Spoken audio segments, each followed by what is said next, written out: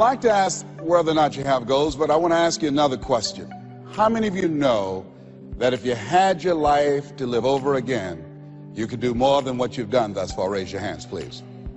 Now, that proves the point that what we do and what we accomplish in life is only a tip of the iceberg of what's possible for us. So I want you to think about some goals that you'd like to achieve, and I'd like for you to, let's say, break them up in 3 categories. Number 1, I want you to think about some personal goal you'd like to achieve. And I'd like for you to think about some career goal, some business goal that you'd like to achieve. And I want you to think about some social contribution, some impact you'd like to make with your life. It was Horace Mann who said, we should be ashamed to die until we've made some major contribution to humankind. I believe we live in the greatest country in the world that gives us an opportunity to leave our mark, to make a statement with our lives. And as you think about these goals, whatever those goals are, I want you to dramatically increase those goals. And I want to warn you, I don't want you to think about how you're going to do it. How is none of your business. The most important thing is just to increase those goals dramatically. I've found that most people fail in life, not because they aim too high and miss. Most people fail in life because they aim too low and hit. And many don't aim at all. So raise the bar on yourself and don't ask how you're going to do it. I'll never forget when I decided that I wanted to become a motivational speaker. I saw the late Dr. Norman Vincent Peale, and my heart said, I can do that. But my mind asked the question, how?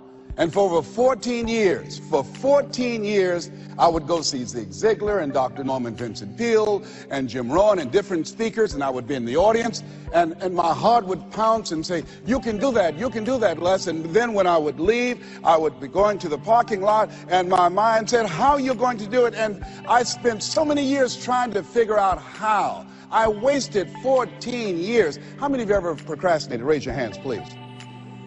Yeah, see, so as you begin to think about your goals, the most important thing is, and write this down, commit yourself. See, once you commit yourself, the how will come, the way will come. Once you commit yourself, you will then figure it out. And if you're going in the wrong direction, all you have to do is turn around and go in the other direction. You will figure it out. You want to begin to just challenge yourself. You want to stretch yourself because you really don't know what you can't do. I'll never forget the first day that I met Mr. Washington. I was born in a poor section of Miami, Florida called Liberty City. I was born in an abandoned building on a floor with a twin brother. And when we were 6 weeks of age, we were adopted. And when I was in the 5th grade, I was identified as EMR, labeled educable, mentally retarded, put back from the 5th grade into the 4th grade. And I failed again when I was in the 8th grade. I don't have any college education, but because of my mother, and I feel like Abraham Lincoln, who said, all that I am and all that I ever hope to be, I owe to my mother. I saw a sign once that said that God took me from my biological mother's womb and placed me in the heart of my adopted mother. So my first major goal was to buy my mother a home, to take care of my mother. And I did that, took care of her until she passed at 88. But I'll never forget when I met Mr. Washington. I was in a class waiting on another student, and he came in and he said, young man, go to the board and work this problem out for us. I said, oh, sir, I can't do that. He said, why? I said, I'm not one of your students. He said, look at me. I said, yes, sir. Go to the board and work the problem out anyhow. I said, sir, I can't do what you're asking me to do. He said, why? Sir, because I'm educable, mentally retarded, sir.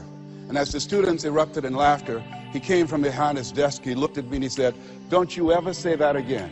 Someone's opinion of you does not have to become your reality. And that was a turning point in my life. On one hand, I was humiliated. But on the other hand, I was liberated. Because he looked at me with the eyes of Goethe, who said, look at a man the way that he is. He only becomes worse. But look at him as if he were what he could be. Then he becomes what he should be.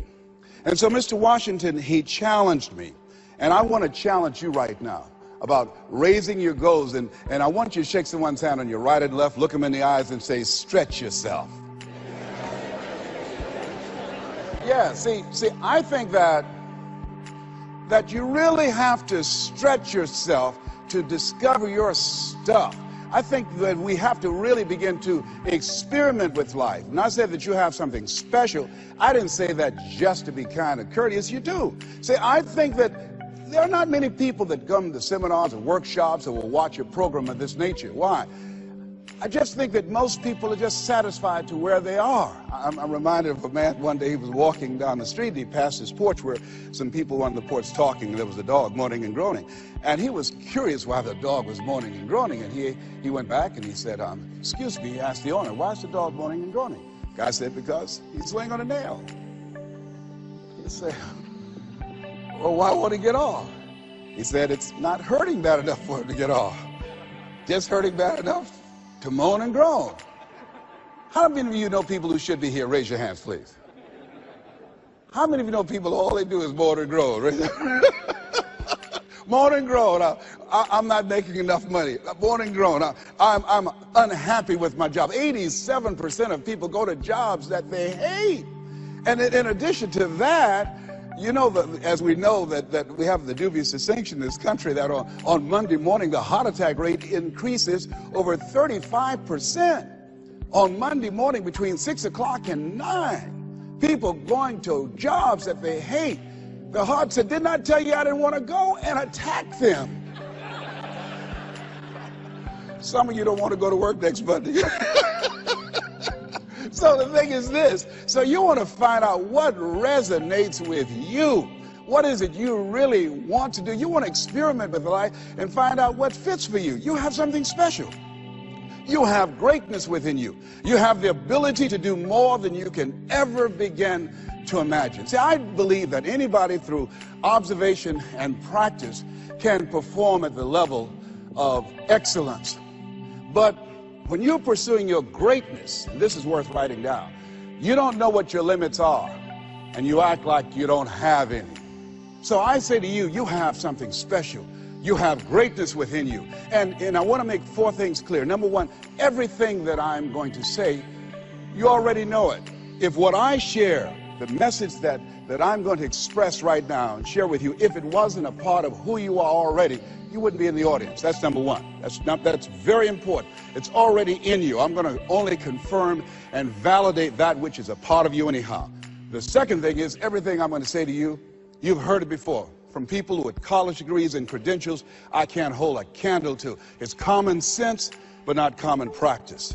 Third thing is, I don't want you to agree with me, and I don't want you to believe me. I just want you to be open to some things right now. I want you to think beyond that which is commonly allowed. And I'm going to tell you what I'm up to. I want you to think about your goals, and I want to tell you what I'm going to do right now. My whole goal is to get past your mind. That's my whole challenge, and there's nothing you can do about it. I'm going to do that. See, your assignment was to show up. My assignment is to get past your mind and get into your heart. I want you to think about the goals that you want to achieve, and I really want to challenge you to make up your mind that you're going to make that happen for yourself. And I hope that it's some goal that really resonates with who you are. When I was a little boy, my goal was to just buy groceries for our family. My mother worked on Miami Beach. She was a domestic worker. And my goal was to really be able to go to the grocery store and purchase groceries ourselves. The families knew that my mother had adopted 7 children. And so they said, Mamie, whatever food is left over after we eat, you can take that home to the children. They were very kind, very, very considerate people. My mother, who when she worked on Miami Beach, the people were very kind. I was appreciative of their generosity. But as a little boy, I said, Mama, one day, when I become a big boy, I'm going to be able to buy groceries for us. My goal as a little boy was to buy clothes for my brothers and sisters. We wore the hand-me-down clothes of the children that Mama babysat for when she went over in Miami Beach. And if the clothes were too small, she would let them out. And if they were too large, Mama could sew and take them up. And I'll never forget David Sidursky. His father was very wealthy. Mama worked for him, but David was my buddy. And so his father gave him 2 gifts for his birthday.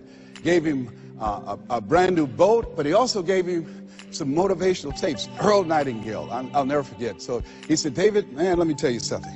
When I die, you're going to get everything. I want you to listen to these tapes. And when his father left the room, David threw those tapes in the wastebasket. I said, David, can I have those tapes? He said, yes. I said, man, your father said, if you listen to these, you can get more and do more than what he's done. He said, look, I'm going to get everything anyhow. Go ahead, take them. I told my children, I'm not leaving them anything. You know, if I had a quarter and thought I was going to die, I'll swallow it.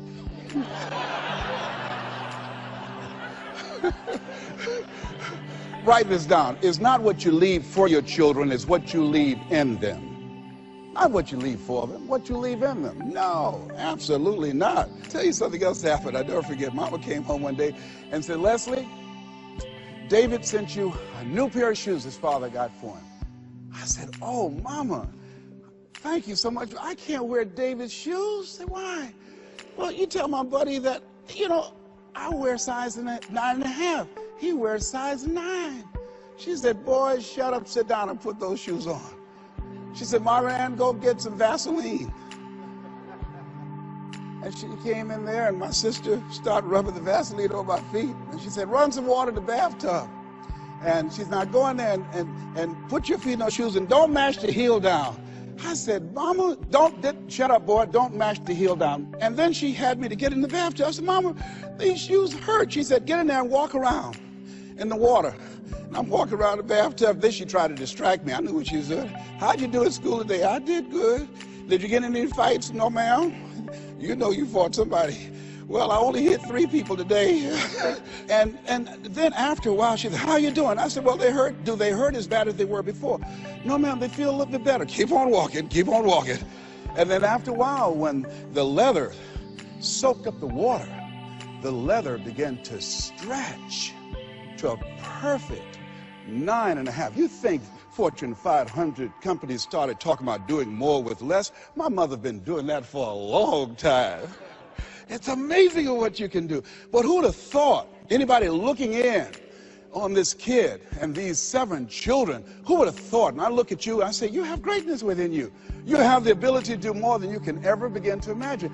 No one could have convinced me that I would be doing what I'm doing right now. You know, the easiest thing I do every year is go into a sales organization and dramatically increase their sales, or go into a prison and enable prisoners to see themselves differently and teach them the methods and techniques of how to plug into the system, or motivate young people to begin to see how they can have a vision of themselves in the future and fit. That's the easiest thing I do, or train a speaker to help them to leverage their experience as a speaker and say, look, speaking is a projection of who you are, not who you think you ought to be, and come with power from a platform. That's the easiest thing I've ever done. Let me share with you the most difficult thing I've ever done.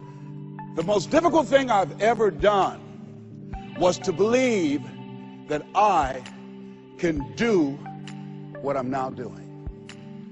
No one could have convinced me, just given my circumstances. I earn millions of dollars every year. No one could have convinced me. If both my parents came up here right now, I would not know either one. No one could have convinced me, being labeled educable, mentally retarded, born in an abandoned building on the floor in Liberty City, poor section of Miami, Florida, failing twice in school, no college training, never worked for a major corporation. I did not know I can do what I'm doing right now. I'll never forget Mike Williams, my mentor. I think a lot of people fail in life because of the fact that they need some mentoring, they need some coaching.